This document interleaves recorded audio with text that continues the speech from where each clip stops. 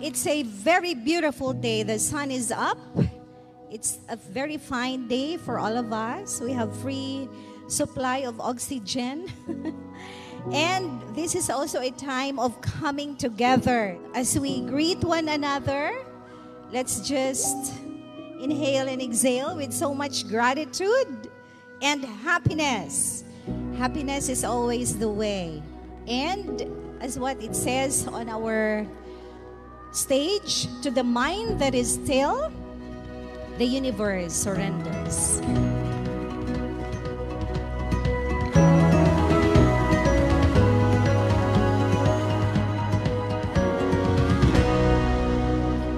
This is a very significant day for all of us, especially for the Amore community, and of course for South Point. This is actually the inauguration of this space, to be the second Sunya Center in the Philippines. To be graced by the presence of Dr. Lim. And so, without much ado, I'd like to welcome everybody. And this is going to be another boost in our journey in the practice of meditation. 1, 2, 3. Yes.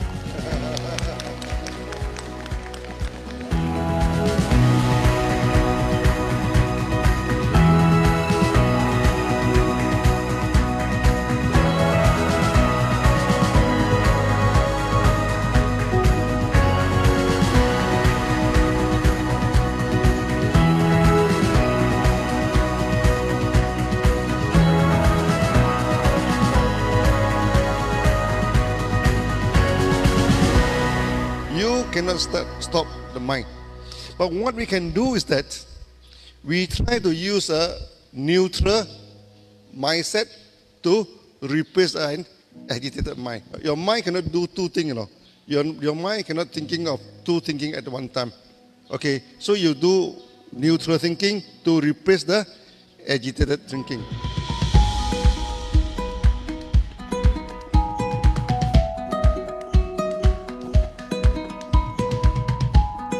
At the age of 15, I go and catch a bird, catch a fish, never study, Then after that, I decided to study. Then every day I practice Sunya.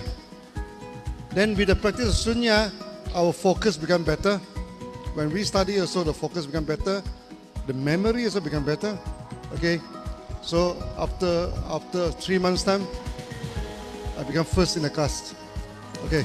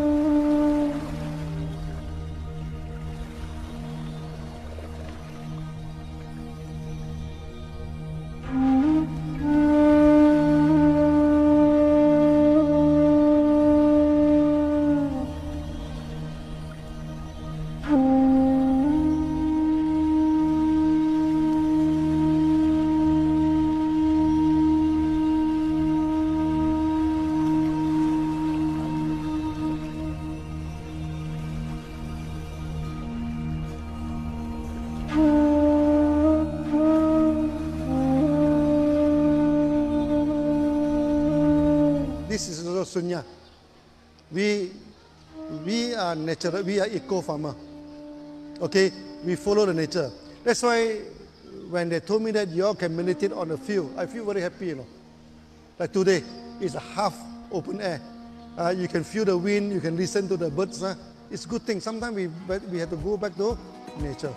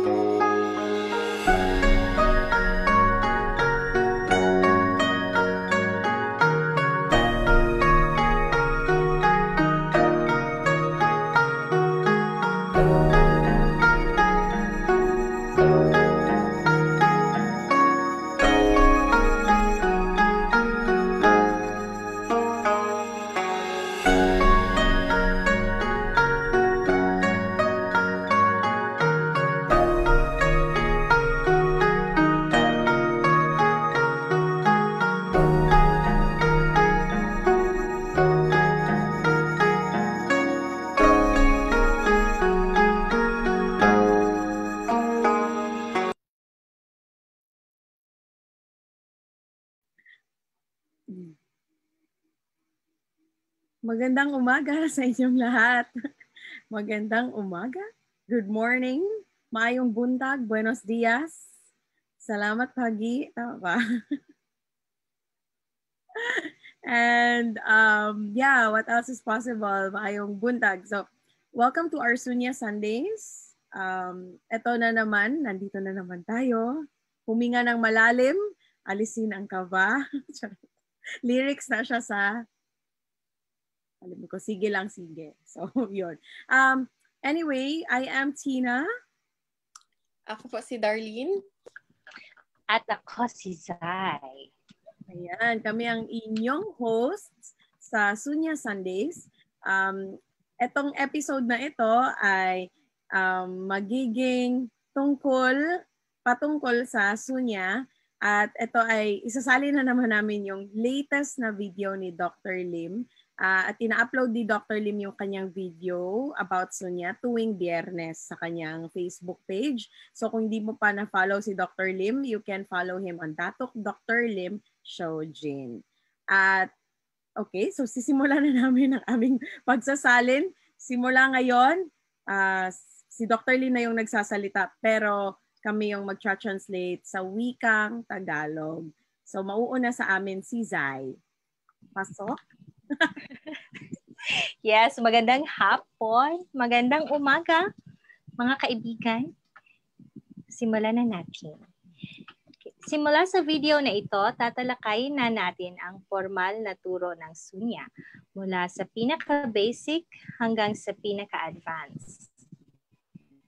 Sa hinaharap, pagbubukod-bukurin natin ang ating mga video sa dalawang kategorya. Ang kategoryang lektura o lecture category para sa mga formal na turo at ang kategoryang usapan o talk category para sa pangkalahatang talakayan.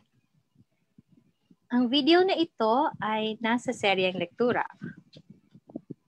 Ang Sunya ay base sa pagtuturo ng Maha Anapana Smriti. Ang ibig sabihin ng Maha ay great o advanced. Samantalang ang Anapana ay ang paghinga at paghingang palabas. Mahirap isalin ang salitang Smriti. Ang ibig sabihin nito ay panghawakan ng iyong isipan sa pag-focus na hindi pinipilit. Ito ay kusang loob na pag-focus ng isipan. Maraming tao ang nagkakamaling isalin ito bilang mindfulness. Sa wikang Ingles, ang salitang mindfulness ay nangangahulugang pag-focus at sikaping labis na maingat na obserbahan ng isang bagay. Ngunit ang Smriti ay kusang loob na kamalayan na hindi kailangang ipilit. Kapag gumagamit ka ng effort sa meditation, mayroong mali sa iyong pagsasanay. Sa panahon ngayon, napakaraming paaralan ng meditasyon ang nagbibigay ng maling kahulugan sa Smriti. Para sa kanila, ito ay mindfulness. Ang nagiging resulta nito ay ang paggugol nila ng matinding effort sa pag-upo ng mahabang oras, nagiging mahigpit na ang kanilang pagsasanay na lalong nagdadala ng pinsala sa isipan sa halip na pakalmahin ito. Ang Smriti ay maikli subalit malaman na salita na kapag pinalawak natin ito ay nagugang Samatha Vipassana. Muli, ang mga salitang ito ay walang katumbas sa wikang Ingles. Ang samatha ay pagsasanay patungong samadhi, ang mapayapa at matahimik na estado ng kaisipan. Muli, ito ay kusang loob na ikaw ay magsasanay lamang at ito ay kusang dumarating. Ang ibang mga paaralan ay ginagawang layunin ang samadhi na kinakailangan nilang makuha. Ito ay maling pagsasanay dahil kapag pinipilit mo itong makamit, lalong gugulo ang iyong isipan at walang samadhi na mangyayari. Ang Vipassana naman ay masinsinang pagmamasid. Ibig sabihin o obserbahan mo lang ang iyong isipan na hindi pinipilit at natural na intindihin ito. Muli, ang ibang tao ay nagkakamaling tawagin itong mindfulness training at hindi ito tamang pagsasalin at pagsasanay. Hindi mo kailangang pilitin ang iyong isipan sa pagsasanay ng Vipassana. Kapag pinipilit mo itong makamit, sandali. May cute bata. Kapag pinipilit mo itong makamit, lalong malilito ang iyong isipan at hindi na malinaw na makikita ang mga bagay-bagay at mawawalang halaga mawawalan ng halaga ang tunay na hangarin ng pagsasanay ng Vipassana. Ang Smriti at Vipassana ay mga salitang Sanskrit. Sa Pali, ito ay kilala sa tawag na Sati at Vipassana. Ang Anapanasmriti sa Sanskrit ay Anapanasati sa Pali. Ang Samatha Vipassana ay Samatha Vipassana sa Pali. Ito ay magkapareho lamang at hindi mo kailangang malito kung anong salita man ang gamit ng ibang tao. Ngunit dahil sa maling pagsasalin ng mga kahulugan at pamamaraan ng pagsasanay, maraming mga paaralan ng meditasyon sa ngayon kabilang na ang ibang Zen at Vipassana na mga paaralan, mahigpit ang pagsasanay nila at nangangailangan ng mahabang oras na nakaekis ang mga paa habang nakaupo. Pinipilit nila ang mga mag-aaral na magsumikap sa meditasyon at para sa kanila ay kapag umupo ka ng mahabang oras ay mas magiging mahusay ka sa larangang ito. Walang mahigit na pagkakamali pa riyan pagdating sa Anapanasmriti or Sunya meditation. Sa kanilang mahigpit na pagsasanay, maraming mga practitioners nila ang disbalanse ang emosyonal na estado at nagiging ganap na emosyonal sa halip na magkaroon ng mahinahon o kalmado na isipan. At marami sa kanila ang nawawalan ng ekspresyon ng mukha at madalas nagiging poker face, malamig at hindi interactive. Darlene, pasok. So, sa pagpapatuloy ng pagsasalin, yung aking part is, ang sabi ni Dr. Lim, minsan, ang Samatha Vipassana ay tinatawag natin sa acronym na SV. Meron ding basic SV or tinatawag natin sa acronym na BSV. Ang MSV naman ay kumakatawan sa Maha Samatha Vipassana. Ang BSV ay pangunahing pagsasanay, habang ang MSV ay mas mataas na antas ng pagsasanay. Okay. Wait lang, may pumapasok kasi sa bahay na. So funny. Gusto nilang sumali sa video ngayon. Gusto nilang sumali sa pagsasalin. Okay. So, yeah. Sa BSB, nakatutok tayo sa pagkakasabay o pagsisynchronize o pagkakaisa ng pag-iisip at katawan. So, iba yung utak sa pag-iisip. So, ang minimension ni Dr. Lim dito ay yung pag-iisip at katawan. So, ang tawag sa pagsasabay o pagkakaisa ng pag-iisip at katawan natin ay ang yoga. So, ang yoga ay ang pagsasama ng pag-iisip at katawan. Ang salitang yoga ay hindi gaanong naiintindihan ng karamihan. Sa halip na ito'y isang pagkakaisa ng pag-iisip at katawan, maraming yoga guru o guro at babas na pinagpupulupot ang kanilang katawan at magagaling na acrobats.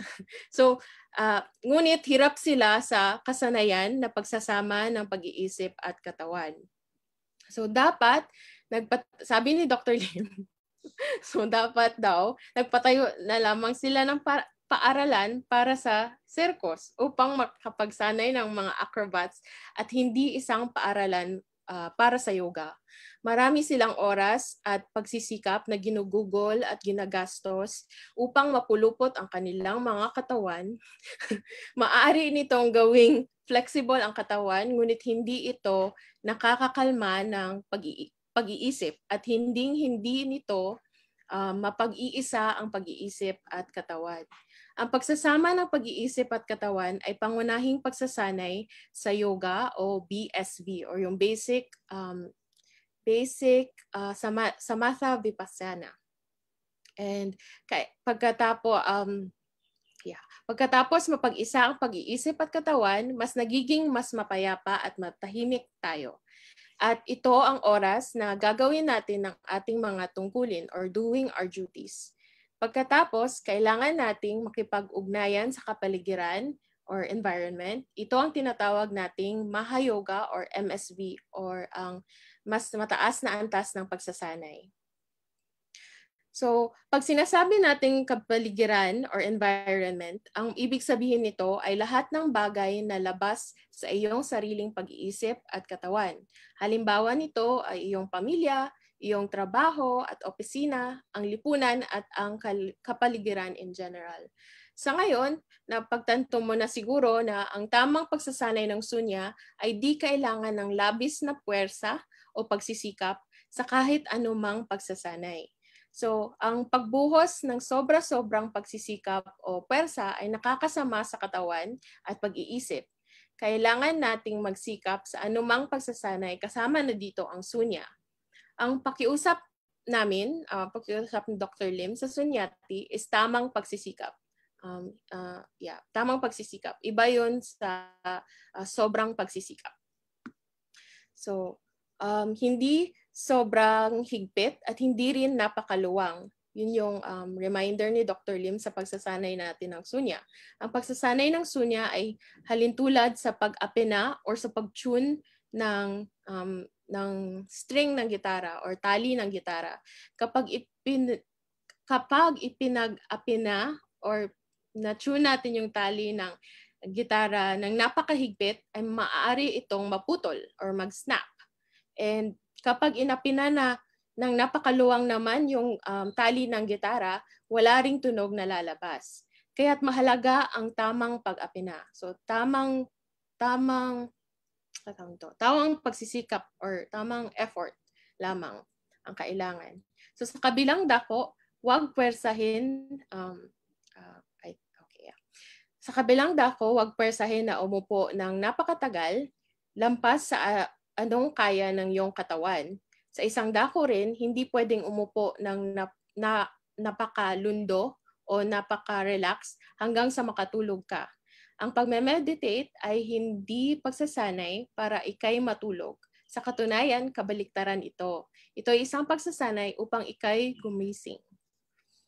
So, sa pagsasanay ng sunya, ano ang tamang pagsisikap? So, ano yung tamang effort lamang? Sa una, sinasabi namin sa sunyatis na magbilang ng hininga ng pabaliktad, isang hinga, isang bilang. Magsisimula ang bilang sa 99 hanggang 0.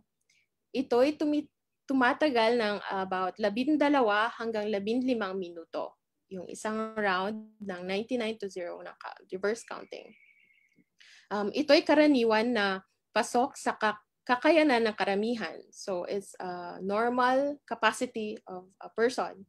At sapat na pangunahing pagsasanay.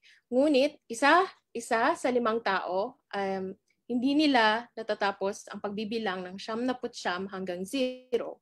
Kaya't binabawasan natin ang bilang at ginagawa nating 30. So nagsisimula sila ng pabaliktad na bilang simula ng 29 hanggang 0.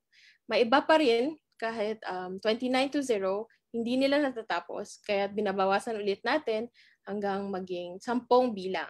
So nagsisimula sila sa 9 na bilang hanggang 0. At magugulat kayo, sabi ni Dr. Lim, dahil kahit sa 10 bilang, may mga tao pa rin na hindi nakakatapos. Kaya sinasabi natin sa kanila or namin sa kanila na magbilang sila paulit-ulit ng 3, 3, 2, 1, paulit-ulit, paulit-ulit. Sa simula ng pagsasanay mo ng sunya, maganda kung mabibigyan mo ng 10 o 20 minuto sa anumang pinakamaginhawang oras sa iyong araw. So it depends on your most comfortable time ang pagsasanay ng sunya. And maraming tao ang laging nagtatanong kung kailan ang pinakamagandang oras at gaano kataas ang pagsasanay ng sunya. So ang sagot ay ito ay pwedeng gawin anumang oras ay sa iyong araw. Kapag naramdaman mong ayos sa iyo ang magsanay ng ganitong oras, yan ang pinakamagandang oras kung kailan ka magsasanay. So maaari ito gawin sa umaga, hapon o gabi. Ngunit kailangang tandaan, hindi nagsasanay ng sunya kapag bago o pagkatapos maligo. Hindi gagawin kapag bago o kakatapos lang ng mabigat na pag-eehersisyo at hindi ginagawa ang sunya bago o pagkatapos kumain ng marami. So bakit? Nagtatanong kayo kung bakit. Nagpaliwanag si Dr. Lim. Sabi niya, sa pagsasanay ng sunya, ang pores ng balat natin, or skin pores, ay karaniwang bumubukas upang huminga ng mas marami at ilabas ang mga waste or toxins sa katawan. So pagkatapos ay naligo ka agad, kapag naligo ka kaagad after mo nagsunya, ito'y hindi magandang idea. Katulad din kapag ginawa mo ito pagkatapos maligo. Kung kailan mamasa-masa pa ang katawan or moist. Mamasa-masa pa ang katawan. So ang pagbukas ng pores ng balat ay hindi maganda ang dulot sa katawang mamasa-masa pa. So your water will get into your skin and it will cause something that is not good for the body. So it is not advisable, hindi siya advisable na gawin kaagad before nagsunya ka and then naligo ka kaagad and then naligo ka and then nagsunya ka kaagad. Hindi siya magandang idea. And pagkatapos ng sunya, ang katawan ay nasa mas relaxed na estado. Kailangan mo muna maghintay ng higit 20 hanggang 30 minuto at hinay-hinay na mag-warm up ng katawan bago gawin ang mabigat na ehersisyo. So kapag nagplano po kayo na magsunya, tapos nagsunya kayo and then gusto nyo mag-exercise, heavy exercise, pagkatapos maghintay muna kayo ng 20 to 30 minutes, 20 o hanggang 30 minuto bago magsunya at mag-warm up. Bago mag-warm up and bago mag-heavy exercise. Ngunit para sa mga mahihina na ehersisyo tulad ng hand swinging o soft tai chi movements, ito ay pinapahintulutan. So, pwede siya if soft exercises lang yung gagawin ninyo. Pagkatapos magsunya, iniiwasan rin ang pagkain ng marami at pagkatapos kumain ng marami, iniiwasan rin na magsunya. So, sa pagpapatuloy ng pagsasalin, ako ibibigay ko na ang corona kay Shifutina. Okay. Thank you, Darlene. So, sa pagpapatuloy sa pagsasalin, paulit-ulit lang. Okay, let's continue. Ang mahalagang aral na natutunan natin ngayon ay ang hindi labis na pagsisikap sa pagsasanay sa sunya. So, gawin mo ito sa abot ng kapangyarihan ng iyong katawan. Ang paggawa nito ng regular o araw-araw ay mas mahalaga kesa sa pag-uupo at pagsasanay sa sunya at hihinto ka ng ilang araw bago ka magpapatuloy. Isa pang madalas na tanong sa sunya ay pag ang isang babae ay paparating na ang regla, maari ba siyang magsunya? So syempre, ang sagot ay oo. Ang sunya ay isang natural na pagsasanay at hindi ito nakakasama sa katawan. Kaya kahit mayroon pang regla ang isang babae, ang pagsusunya ay okay lang. At sa huli, marami ang nagtatanong din kung ang sunya ba ay makapangyarihan. Maari ka bang lumutang sa ere at magkaroon ng milagro? Ano bang makukuha mo sa huli pag ikaw ay nagsusunya? So ang sunya ay makapangyarihan hindi dahil ito ay espesyal o may dala siyang mahika, kundi ito ay dahil sa isang simpleng katotohanan na ang isip mo ay makapangyarihan. Sinasanay ng sunya ang iyong isip at katawan. Pag nahiwalay mo at naalis ang mga kaguluhan sa iyong isip, ang kapangyarihan ng iyong isip ay mapapakawalan at maraming mga mahimalang kakayahan na nangyayari kagaya ng mga paglutang sa ere, astral traveling, pag-usli ng kamalayan sa malalayong lugar, pagkakakita sa nakaraan at hinaharap, ang pakikipag-usap sa mga anghel at iba pa. Ngunit may isang salitang pag-iingat. Hindi natin layunin sa sunya ang lahat ng mga mahiwagang kapangyarihan. Ang ating layunin lamang ay ang kapayapaan at kasaganaan. Lahat ng mga mahiwagang kapangyarihan ay walang silbi para ikaw ay magkaroon ng kapayapaan at kasaganaan. So, huwag mong gagawin ang sunya upang makamit ang mga mahiwagang kapangyarihan o mga kakayahang higit sa karaniwan. Kahit minsan nakakamit mo ang mga ito, no, ang mga kapangyarihan ito, wala siyang magiging silbi sapagkat ang kakayahan na ito ay minsan andyan, minsan wala. Hindi siya consistent. At di mo din masasanay siya ng pusa. So may kaibigan si Dr. Lim na nagpahayag na siya ay nakakalutang sa ere. Ngunit nung pinakita niya kay Dr. Lim o tinry niya, sa ilang beses na kanyang ginawa sa harapan ni Dr. Lim, hindi lumutang ang kanyang katawan. Sabi ng kaibigan ni Dr. Lim na minsan lumulutang siya, minsan naman hindi.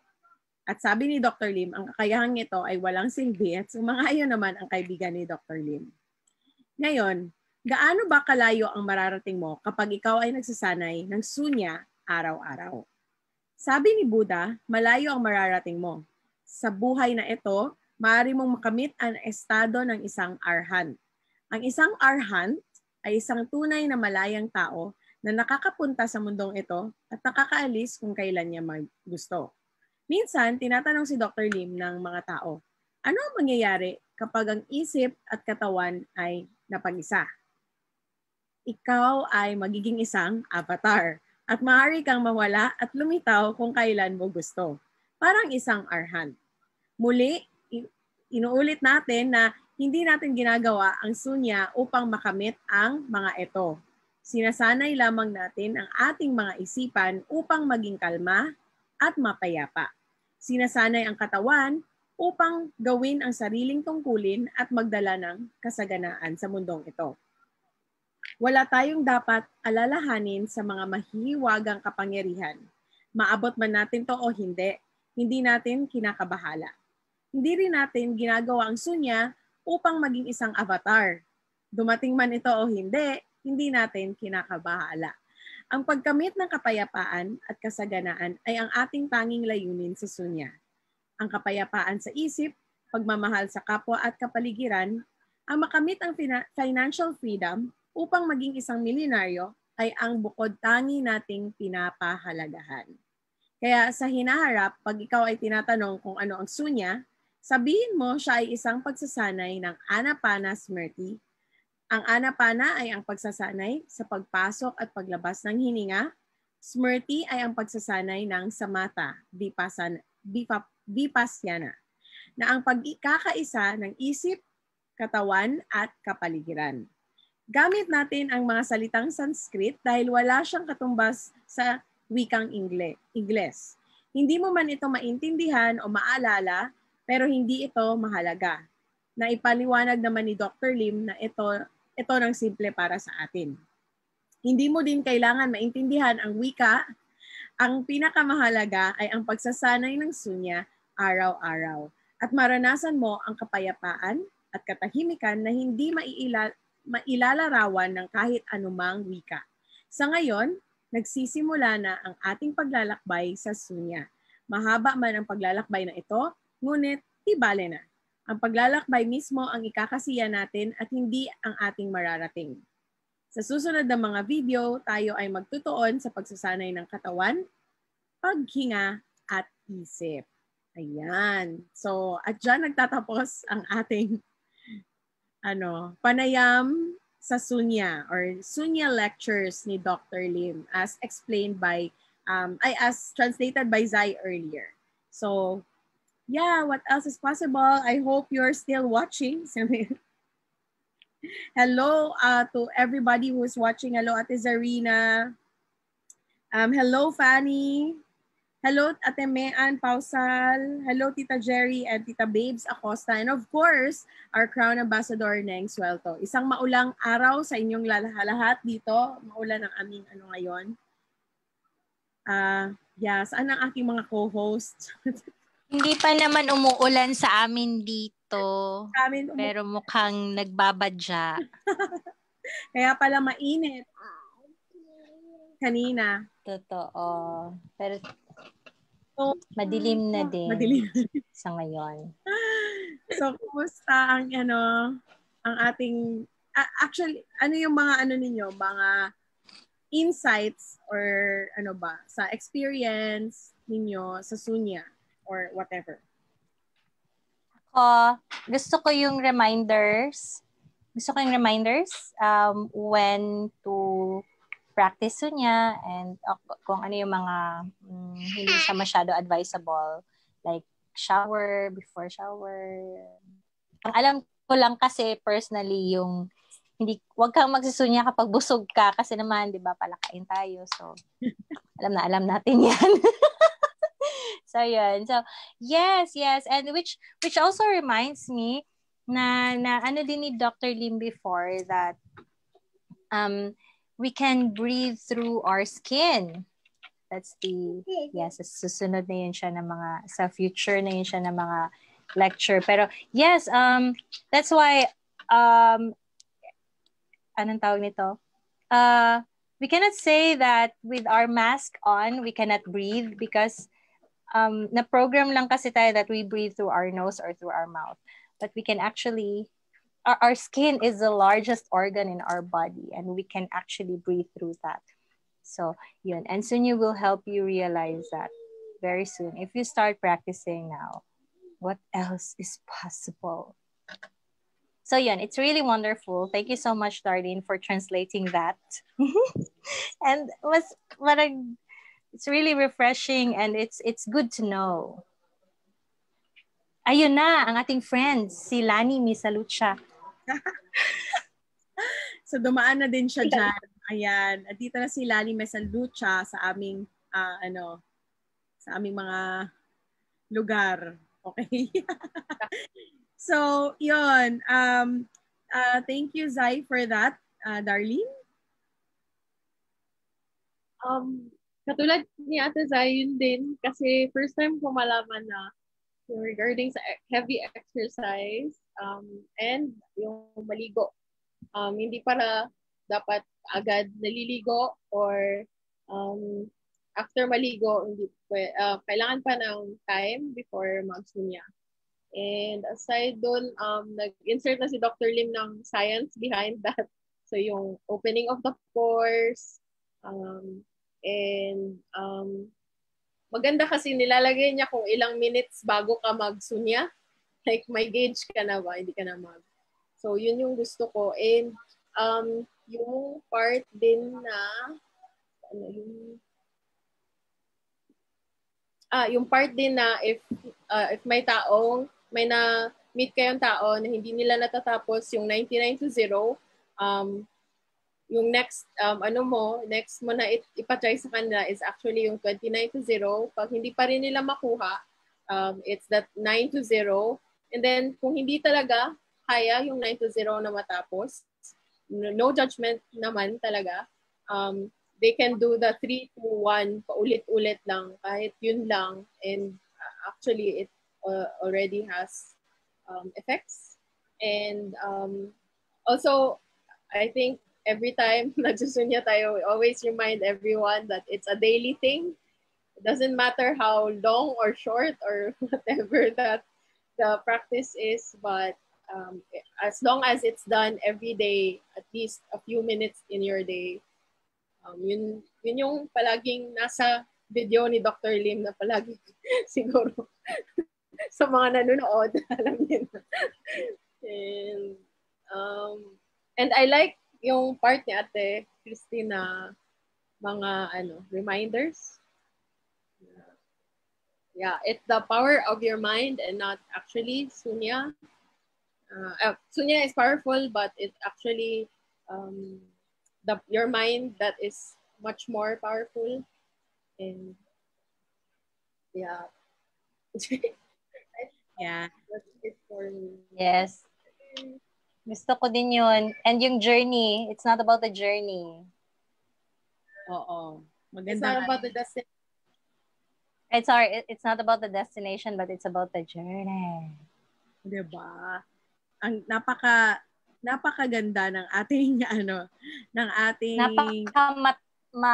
Matalinghaga. Charot. yes, yung ating conversation or ating lecture or panayam sa Sunya galing kay Dr. Lim, and just like Darlene and Zai, nagustuhan ko din yung part na kung saan nire-remind din ni Dr. Lim na hindi yung extreme focus or effort. No, for example, when you're doing the Sunya practice, hindi natin dapat ginagawa mo siya ng kusa at hindi siya dahil effort. Parang it's something that is fun and light for you to do. Hindi yung pino-force mo yung sarili mo na magsunya. So, for example, sa araw na ito, 9 to 0 lang yung kaya mo. So, let it go. Try mo ulit bukas. Huwag mong pilitin pag hindi mo kaya yung 99 to 0 na. And then you will judge yourself na, ay, hindi para sa akin ng sunya kasi hindi ko kaya yung 99 to 0.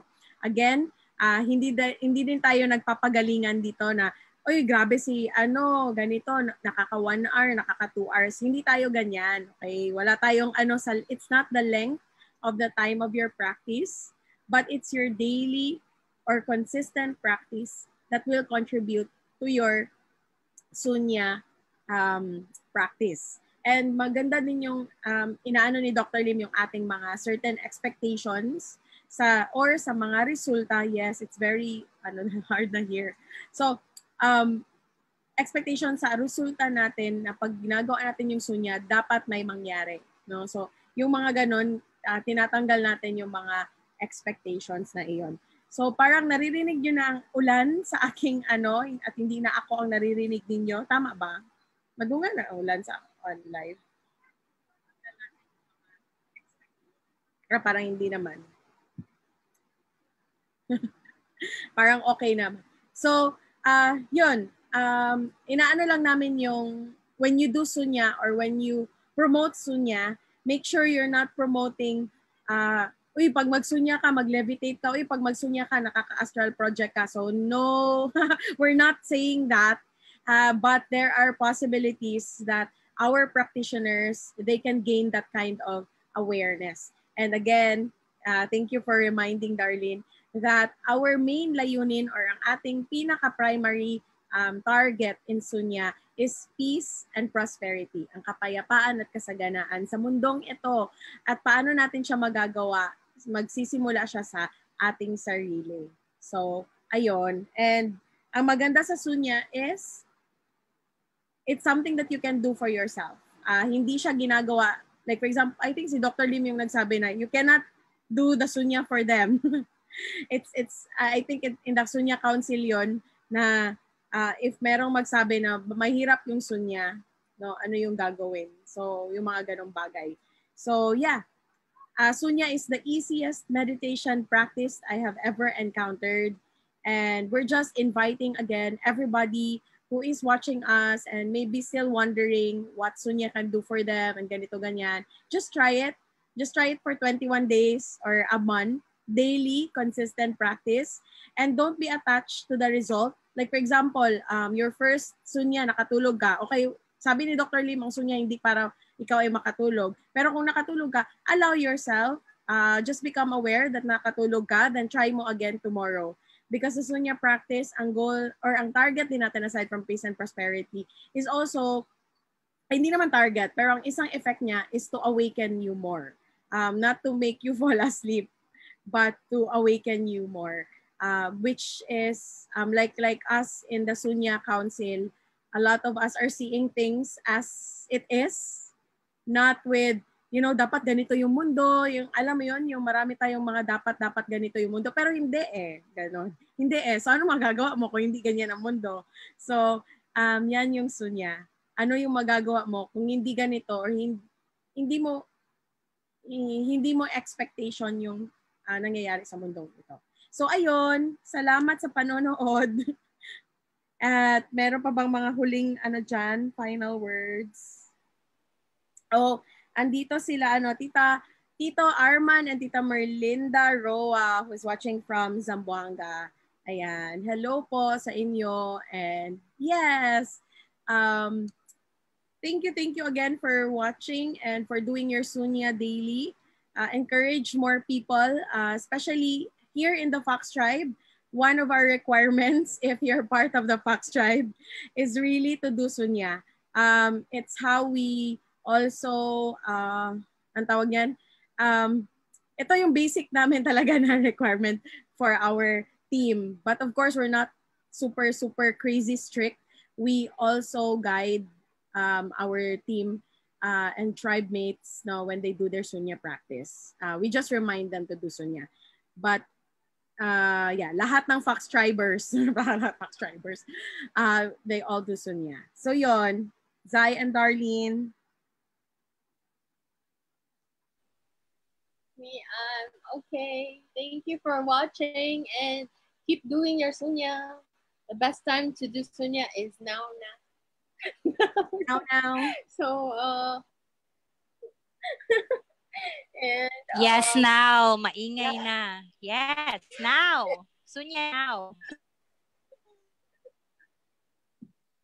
Yeah. So, Ate Zai, anything you'd like to share? Ano pa? Yes, there you go. Just nag-concert na kasi si Lani eh. Pero yeah, you just practice Sunya, keep on practicing. And the world, if you'd like to contribute to the world, then practice na kasi as we all practice, like kahit one individual practices it, marami na ring nako-cover, ilang thousands ngayong nako-cover. Parang it, just one. It's more than like a movement. It's more than like a practice. It's nearly like a movement. So yeah, why start now? Mwah. And of course, we'd like to say hello to Tita Jerry Alianza of Jensen. I know Jensen has been sending us a lot of Sunya pictures before. But of course, dahil ngayon COVID, wala na kaming maipapakita sa inyo na nagsusunya kami, guys. It's only our, yeah, we did it. Ganon na lang tayo muna for now. Kasi yun nga, COVID. What else is possible in this wonderful, wonderful, beautiful country and world that we're living in, people giving in. Ano, patakal ako, gyaw-yogid, guys. So anyway, gusto ko maligo pero nihinay ng ulan.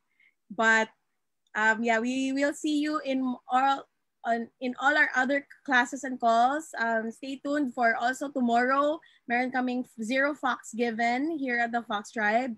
8 o'clock ng gabi. Mamaya namang gabi, mag-online live selling kami nila Zai and Darlene. Kahit ano lang ibebenta namin. Kung may boyfriend kami, benta din namin sila. Charot lang. So anyway, yon, what else is possible? And see you. Thank you for watching. And share. Blessings. Love.